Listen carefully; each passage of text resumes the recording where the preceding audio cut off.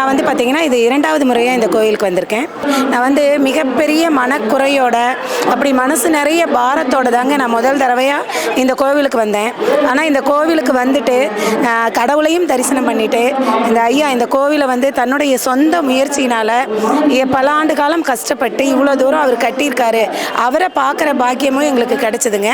அவர் பூஜை பண்ணி முடிச்சுட்டு நிறைய அடியார்கள் வந்து அவரை பார்த்து வணங்கிட்டு எங்களுக்கும் அவரை பார்த்து வணங்குற பாக்கியமும் எங்களுக்கு கிடைச்சிது. அது வந்து எனக்கு ரொம்ப ரொம்ப மனநிறைவாக இருந்தது.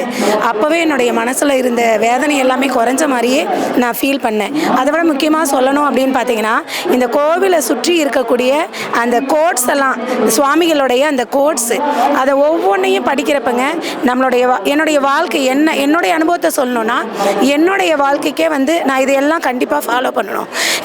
பார்த்தீங்கன்னாக்கா நான் ஒரு தொடக்கப்பள்ளி தலைமை ஆசிரியரும் கூட. அப்படியே இருந்தாலும் எனக்கே அறிவுரை சொல்கிற மாதிரி இருக்குதுங்க.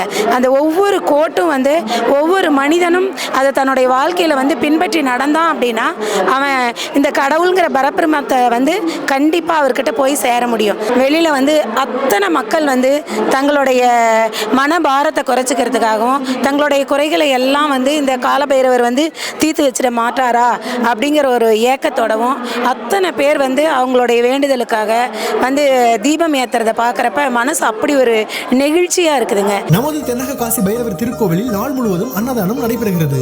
பூர்வ ஜென்ம பாவங்கள் நீங்கி உங்கள் பிரார்த்தனைகள் நிறைவேற அன்னதானம் செய்து பைரவர் அருள் பெறுக.